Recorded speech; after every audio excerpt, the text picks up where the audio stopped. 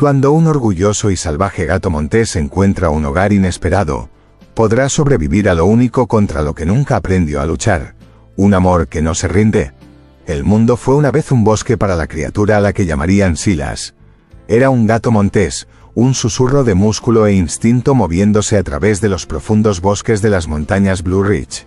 Durante 3 años, su hogar había sido un reino de sombra y olor, un tapiz tejido con el olor húmedo de las hojas en descomposición, el agudo aroma del pino y el perfume terroso del suelo después de la lluvia. La niebla llenaba las hondonadas al amanecer como un mar fantasmal, y el sol de la tarde calentaba las antiguas rocas de granito donde se tumbaba, invisible para todos excepto para los halcones que circulaban en lo alto. Los arroyos reían sobre piedras cubiertas de musgo, su sonido un murmullo constante y tranquilizador. Este mundo era suyo, y él era su rey silencioso e indiscutible. Su vida era un ritmo, antiguo y puro, dictado por las fuerzas gemelas del hambre y la caza. La caza era una danza silenciosa, una disciplina de profunda quietud seguida de un borrón de velocidad mortal. Era un maestro en su oficio. Podía distinguir el susurro de una ardilla en las hojas secas del murmullo del viento. Podía ver el movimiento de la cola blanca de un conejo en el profundo crepúsculo, un fantasma fugaz que podía interceptar con un salto devastador. Podía oler un urogallo en la brisa mucho antes de que el pájaro supiera que estaba siendo observado. Estas eran las notas de la canción de su vida, y las tocaba con una gracia esbelta y poderosa. Sus orejas empenachadas, como antenas gemelas, captaban cada sonido, y sus ojos pálidos, de un verde amarillento intensos y omniscientes, no se perdían nada. Conocía la soledad, pero no como una tristeza. Era simplemente el estado del ser, tan natural como el viento en los pinos que le servía de única compañía constante, o la llamada de un búho distante que era la voz de su único vecino. Una vez había tomado una pareja, una temporada fugaz de propósito compartido que había resultado en una camada de crías. Les había enseñado los caminos de la caza, el arte del silencio, la geografía de su territorio. Pero la hembra y las crías en crecimiento finalmente se habían marchado, siguiendo la migración estacional de los ciervos. Estaba solo de nuevo y estaba contento. Era un gobernante solitario, y su propia formidable presencia era toda la compañía que necesitaba. Pero su mundo, que había parecido eterno, comenzó a cambiar. El cambio fue un temblor sutil al principio, luego un gruñido persistente y creciente que se convirtió en una intrusión diaria. Era el sonido de las máquinas, grandes bestias de metal que mordían los bordes de su bosque con insaciables dientes de acero. El olor agudo y acre del diésel comenzó a impregnar el aire, una niebla química que enmascaraba los buenos olores de la tierra húmeda y las cosas salvajes. Grandes robles, centinelas que habían permanecido en pie durante 100 años, cayeron con gemidos estremecedores que sacudieron la montaña hasta sus cimientos. Con cada mes que pasaba, sus terrenos de caza se hacían más pequeños. Nuevas cercas, hechas de alambre brillante y afilado, aparecían de la noche a la mañana, dividiendo sus antiguos caminos secretos.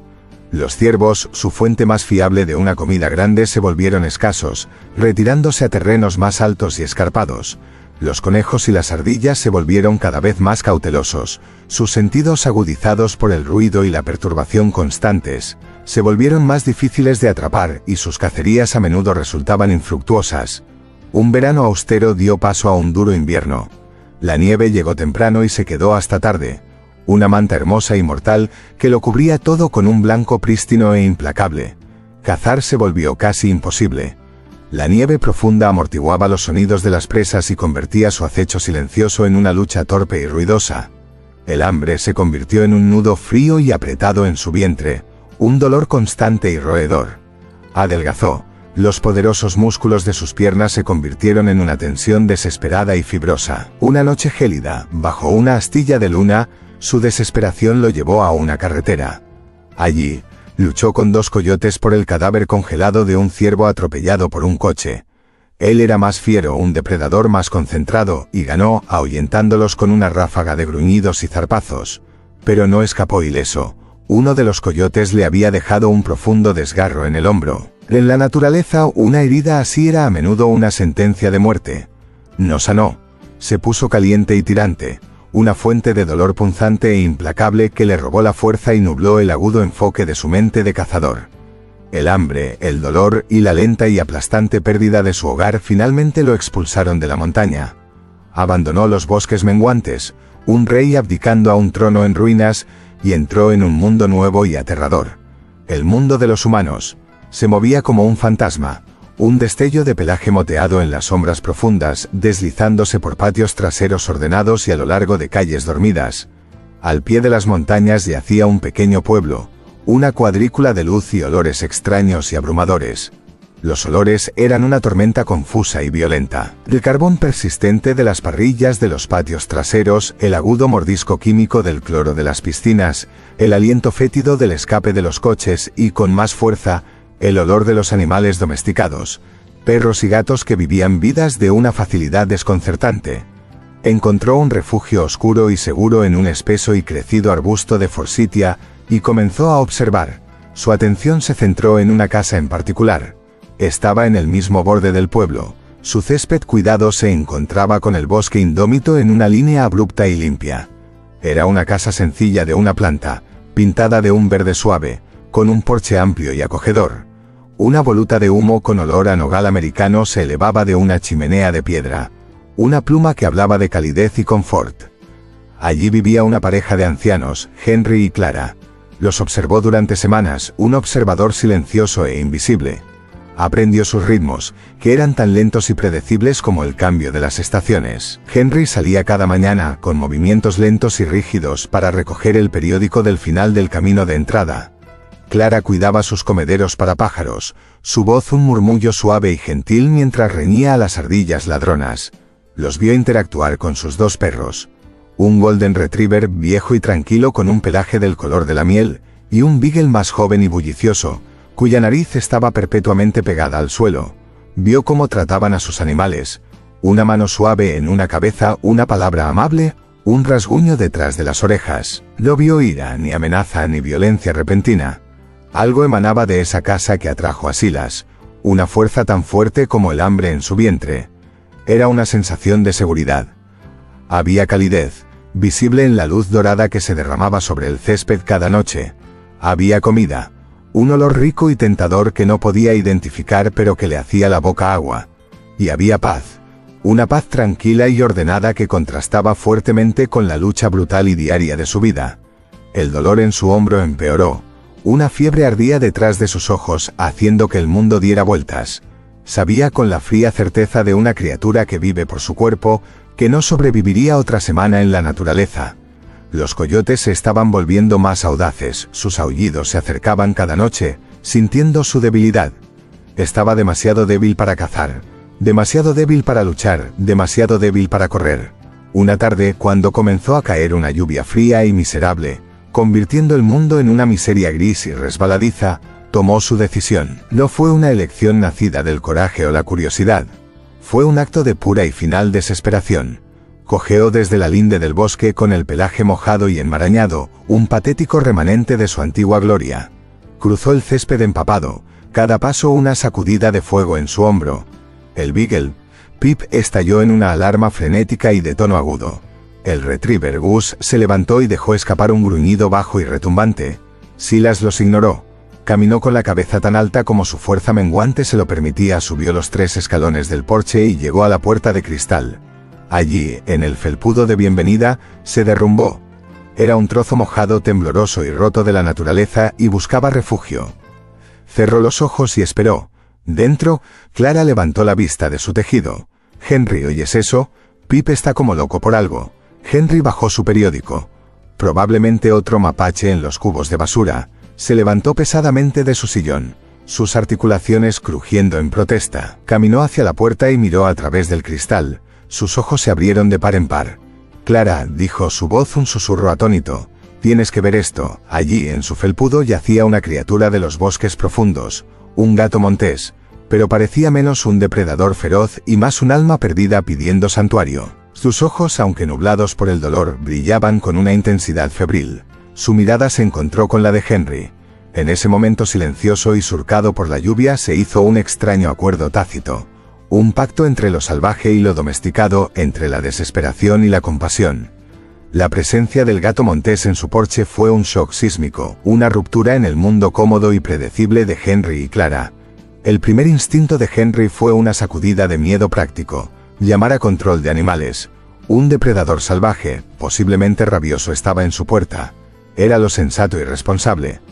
Alcanzó el teléfono, pero la suave mano de Clara en su brazo lo detuvo. «Espera, Henry», susurró, su cara pegada al cristal. «Míralo, solo míralo, está herido». Henry miró de nuevo más allá de la formidable reputación de la especie hacia el animal individual que tenía delante. El gato montés estaba completamente quieto, su respiración superficial y rápida. Un hombro era un desastre de sangre seca y barro, sus orejas orgullosamente empenachadas caían. No había agresión en su postura, solo un profundo y absoluto cansancio. «Vino aquí por una razón», dijo Clara suavemente, su voz llena de una extraña certeza. «Vino a nosotros». Los dos perros, Gus y Pip, estaban en un estado de pánico controlado. Pip era una tormenta de instinto saltando sobre sus patas delanteras, sus ladridos agudos y estridentes. Un enemigo estaba en la puerta. Gus, más viejo y sabio, se paró a unos metros detrás de él, un gruñido bajo retumbando en su pecho profundo. El pelaje a lo largo de su espina dorsal erizado como una cordillera. Él era el guardián, su cuerpo una sólida muralla de desconfianza canina. Conmovido por la convicción de su esposa y la patética visión del animal, Henry tomó una decisión que alteraría irrevocablemente sus vidas tranquilas. No llamó a control de animales. Llamó a su veterinario, el viejo Dr. Evans. Después de una larga y tranquila conversación, se formó un plan. Meter al gato montés dentro fue un ejercicio de pura tensión.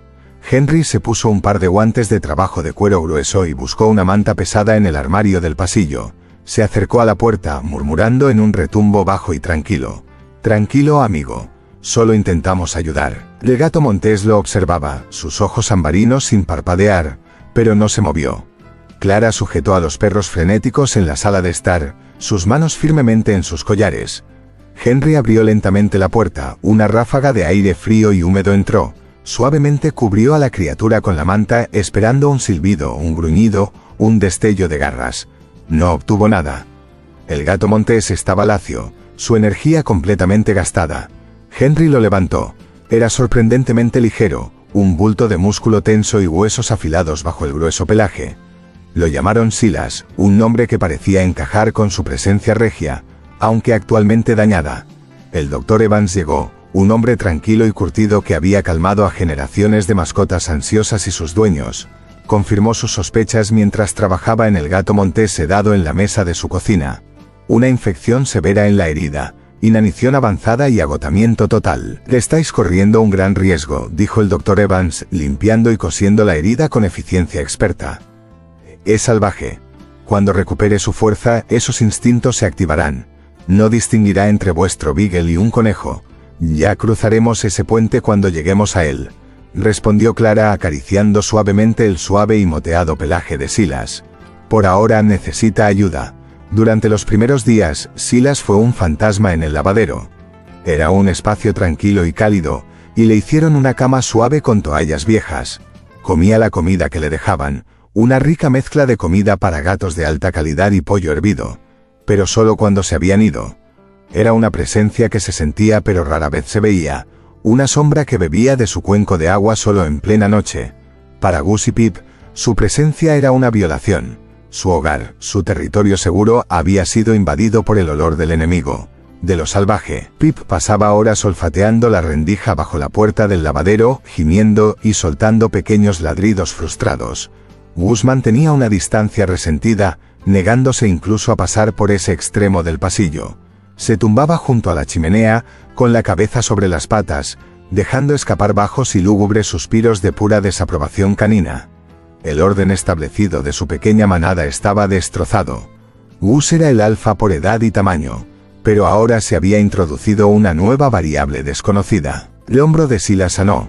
Con un cauteloso visto bueno del Dr. Evans, la puerta del lavadero finalmente se dejó abierta. El momento estaba cargado de tensión. Henry y Clara se sentaron en el sofá fingiendo estar tranquilos. Pip inmediatamente se lanzó a una diatriba defensiva y desafiante de ladridos. Gus se puso de pie, una silenciosa y peluda montaña de desaprobación. Silas emergió no con un rugido sino con un susurro. Se movía con una gracia fluida y deliberada que hacía que los movimientos de los perros parecieran torpes y toscos. Ignoró por completo los ladridos frenéticos de Pip, como si no fueran más que el zumbido de una mosca molesta. Entró en el centro de la sala de estar, su mirada barriendo el nuevo territorio. Sus ojos inteligentes y evaluadores finalmente se posaron en Gus. Gus se mantuvo firme. El gruñido en su pecho se profundizó. Este era el momento del desafío. En el mundo canino, esto se resolvería con gruñidos, posturas y quizás un choque breve y violento. Silas no hizo ninguna de esas cosas. Simplemente se encontró con la mirada de Gus, y su mirada fue profunda. Era inquebrantable, antigua y llena de una autoridad que parecía drenar la energía de la habitación. No era una mirada de agresión, sino de certeza absoluta e inquebrantable. Era la mirada de un rey que nunca, en toda su vida, había tenido que demostrar que era rey. Luego, con un paso pausado, caminó directamente hacia la posesión más preciada de Gus, la alfombra de piel de oveja afelpada frente a la chimenea. El gruñido de Gus se intensificó, una última y desesperada protesta. Silas ni siquiera lo miró, simplemente pisó la alfombra, dio 3 círculos precisos como si preparara una cama de hojas en el bosque y se tumbó, metió las patas debajo de él, cerró los ojos y dejó escapar un suave suspiro de satisfacción. Había reclamado el trono con un acto de indiferencia suprema y displicente. Gus se quedó helado durante 1 minuto entero. Un bajo gemido de confusión escapando de su garganta. Miró a Henry, luego a Clara, sus ojos suplicando. «¿Estáis viendo esto?». Pero los humanos permanecieron en silencio. Derrotado no por la fuerza sino por una exhibición de pura voluntad. El viejo Golden Retriever dejó que el pelaje de su espalda se asentara. Se dio la vuelta y se retiró a una alfombra más pequeña e inferior junto al sillón. El rey había sido depuesto sin que se mostrara un solo diente. Los ladridos de Pip se apagaron en una parada confusa. La nueva dinámica de poder estaba establecida. Silas era el jefe. No gobernaba con violencia. Su autoridad era silenciosa pero total. Si los ladridos de Pip se volvían demasiado, un lento giro de la cabeza de Silas y un entrecerrar de sus ojos eran suficientes para silenciarlo. Si Gus hacía un movimiento tentativo para reclamar la chimenea, un solo y agudo toque de la pata de Silas en el suelo, un sonido no más fuerte que la caída de una bellota, lo detenía en seco. Silas comía primero, bebía primero y siempre reclamaba el mejor asiento de la casa. Gobernaba el hogar con la confianza tranquila e inquebrantable de una criatura que una vez había gobernado una montaña. Había perdido un reino, pero había encontrado otro. No iba a renunciar a esta corona. Pasaron los meses y el hogar se acomodó en su extraño nuevo ritmo. Silas ya no era un invitado. Era familia. Una criatura de dignidad silenciosa que nunca perdió por completo su naturaleza salvaje. Pasaba horas mirando por la ventana, su mirada fija en la lejana línea azul de las montañas, una comunión silenciosa con su antigua vida. Pero había aceptado la nueva, incluso permitiendo que Clara le acariciara la espalda, lo que provocaba un ronroneo bajo y retumbante. Gus y Pip, por su parte, aceptaron sus nuevos roles con una especie de triste dignidad. La casa estaba tranquila, ordenada e incuestionablemente de Silas. Entonces llegó Finn. Llegó un sábado brillante a principios de verano, una sorpresa de la hija de Henry y Clara que vivía a varios estados de distancia. «Vosotros dos necesitáis algo de energía nueva en esa casa», había declarado por teléfono. La nueva energía era un cachorro de labrador retriever de 9 semanas, una bola de pelo negro extasiada y movediza con patas demasiado grandes para su cuerpo y una cola que parecía tener su propia mente independiente y alegre. Era pura e inconsciente felicidad. Su mundo era simple. Todo era un amigo, todo era un juguete, y cada momento era el mejor momento de la historia. Salió de su jaula de viaje y de inmediato comenzó a explorar. Un pequeño huracán peludo derrapando en los suelos de madera, abalanzándose sobre las pelusas e intentando masticar la pata de un viejo sillón. Henry y Clara quedaron prendados al instante. Pip estaba cautelosamente intrigado por esta nueva y más pequeña criatura que olía a leche e inocencia. Gus, siempre el gruñón, suspiró e intentó fingir que el cachorro no existía. Y entonces Finn vio a Silas. Silas estaba reclinado en su lugar habitual, la alfombra de piel de oveja ante el fuego, observando el caos con su acostumbrada calma distante. Para Finn, esta criatura era lo más fascinante que había visto en su vida. No era un perro, No era un humano. Era elegante y moteado, con orejas graciosas y puntiagudas y un aura de suprema importancia regia. El cerebro de cachorro de Finn, sin la carga de conceptos de depredadores, presas o etiqueta entre especies, llegó a una única e inquebrantable conclusión. Ese es mi nuevo mejor amigo. Con la cola meneándose tan fuerte que todo su cuerpo se contoneaba, Finn se abalanzó hacia la chimenea. ARF. Ladró una invitación juguetona y chillona. Silas abrió un ojo, contempló la bola de pelo negro que se acercaba con una expresión de profundo desdén, y luego lo cerró de nuevo. Un claro y silencioso rechazo. Finn no se desanimó. Derrapó hasta detenerse justo antes de la alfombra, su mitad delantera colapsando en una reverencia de juego, su parte trasera meneándose en el aire. Empujó una pelota de tenis babeada hacia adelante con su nariz. Una ofrenda de amistad. Silas no se movió, ni siquiera movió una oreja. Esta escena preparó el escenario para el drama central del hogar de los Thompson. Finn estaba enamorado, completa y desesperadamente devoto del estoico gato montés. Silas, por su parte, veía a Finn como algo entre un insecto persistente y una grave violación de su paz duramente ganada. Los días de Finn ahora giraban en torno a un único propósito: ganarse a Silas. Cuando Silas dormía, Finn se acercaba sigilosamente tanto como se atrevía, tumbándose justo al borde de la sagrada alfombra de piel de oveja, suspirando felizmente, contento solo de estar cerca de su ídolo. Cuando Silas se movía hacia el cuenco de agua, Finn tropezaba con sus propias patas para seguirlo, su cola meneante golpeando los muebles por el camino. Probó todos los trucos de cachorro de su arsenal. Le trajo a Silas sus juguetes más chillones. Intentó iniciar juegos de persecución. Lamió la cara de Silas, un acto que le valió una retirada rápida y silenciosa del gato montés, quien luego pasaba los siguientes 10 minutos acicalándose meticulosamente la baba de su pelaje con una mirada de intensa ofensa personal. La respuesta de Silas fue una clase magistral de resistencia pasiva. Nunca lastimó al cachorro, nunca siseó ni gruñó. Su método era mucho más desmoralizador. Simplemente lo ignoraba. Cuando Finn se acercaba, Silas se levantaba con gracia líquida y se alejaba. Saltaba silenciosamente a la repisa alta de la chimenea, una percha mucho más allá del alcance del cachorro, y lo miraba con fría indiferencia. Se retiraba debajo del escritorio de Henry, una cueva oscura y tranquila donde el torpe cachorro no podía seguirlo. Silas, que se había enfrentado a coyotes y sobrevivido a ventiscas, no tenía defensa contra esta incesante marea de afecto. La agresión sería inútil. Era como espantar la lluvia. No había malicia en el cachorro, solo un océano ilimitado y desconcertante de amor. De Silas lo encontraba profundamente irritante. El tranquilo reino que había construido tan cuidadosamente para sí mismo ahora tenía un bufón de la corte.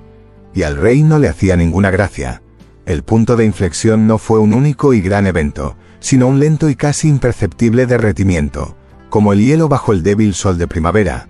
El largo y frío invierno del rechazo de Silas comenzó finalmente a descongelarse. Comenzó durante una ventisca que sepultó las Blue Ridge en un profundo silencio, aislando la casa de los Thompson del mundo. Cuando se fue la luz, la casa se sumió en un silencio tenue, iluminado por el fuego, despojado del zumbido de los electrodomésticos y el brillo de las pantallas. Solo quedaba el crepitar de los leños en la chimenea y el aullido del viento. Este cambio elemental afectó a los animales.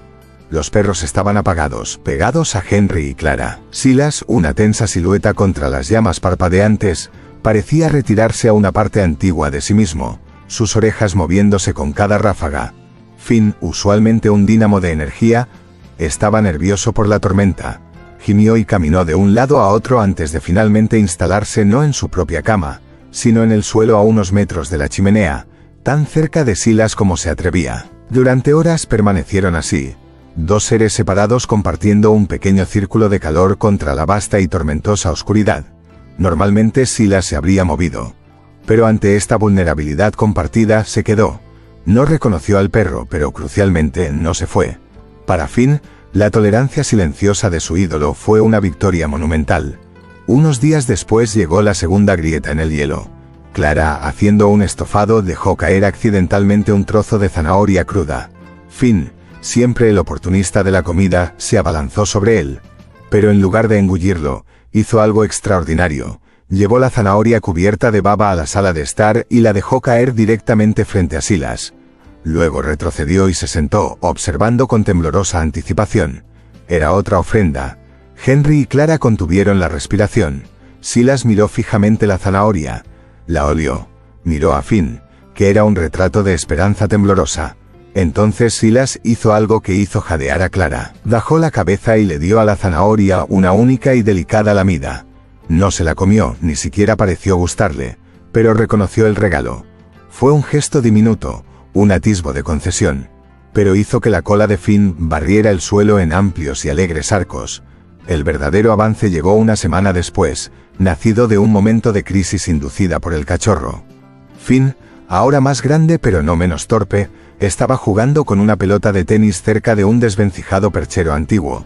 Un salto mal calculado lo envió a estrellarse contra él.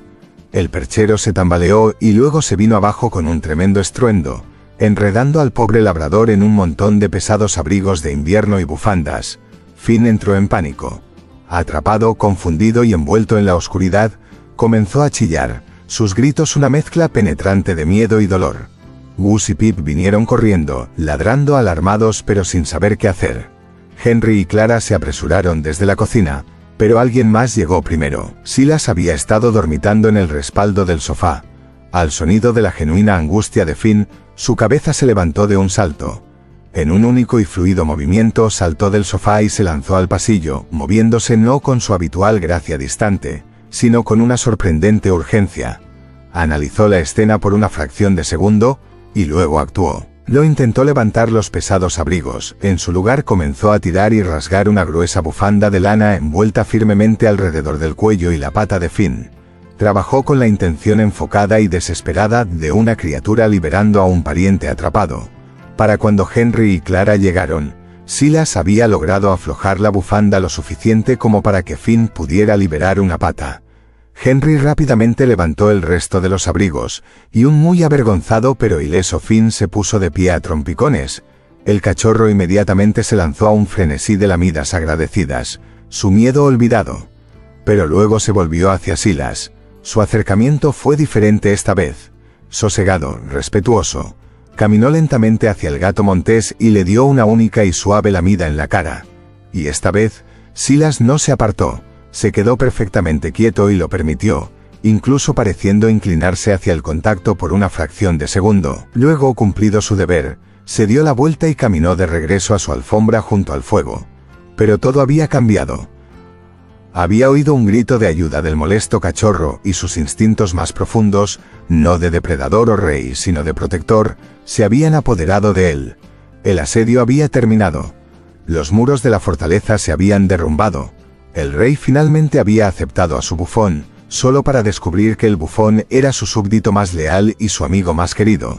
Desde ese día, Silas y Finn fueron inseparables. Verlos juntos se convirtió en la nueva y reconfortante normalidad del hogar de los Thompson. La alfombra de piel de oveja ya no era un trono solitario, sino un espacio compartido. El cuerpo grande y desgarbado de Finn a menudo enroscado alrededor del más pequeño y elegante de Silas. Un yin y yang de pelaje negro y moteado.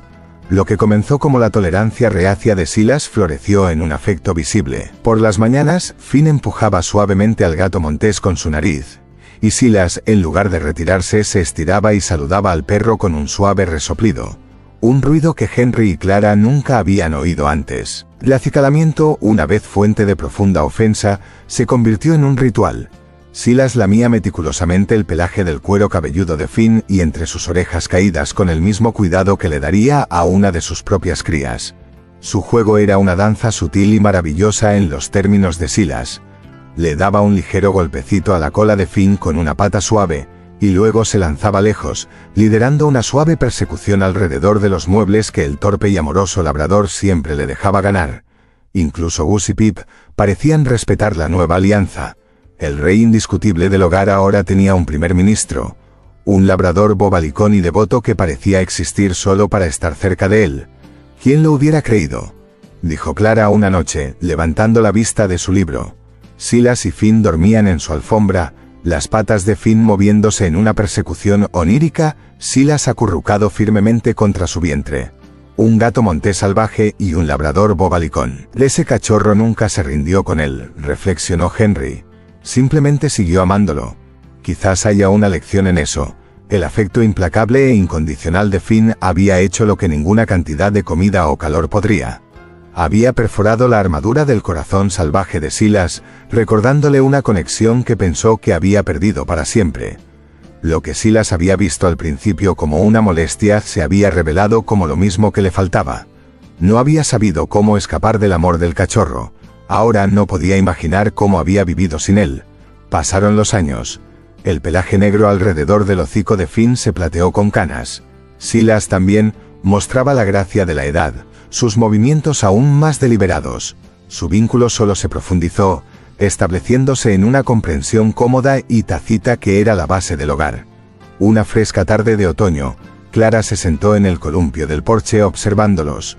Silas estaba posado en la barandilla, una estatua viviente inspeccionando su reino doméstico. Finn yacía en el escalón superior debajo de él, su cabeza inclinada hacia arriba, observando a Silas con la misma suave adoración que había tenido de cachorro. Nada había cambiado y sin embargo, todo era diferente.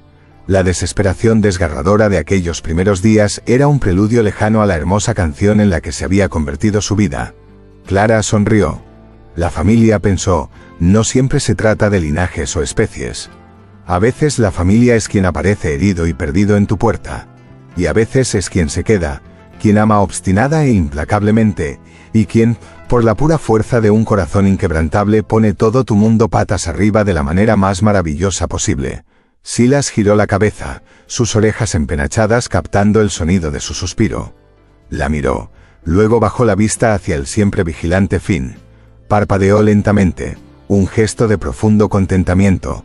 Había venido a este lugar buscando refugio de un mundo hostil. Y en el más improbable de los compañeros, había encontrado su paz. El rey salvaje había sido capturado, no por una jaula, sino por un amor tan puro y simple que le había enseñado un nuevo idioma. El silencioso y reconfortante lenguaje del hogar.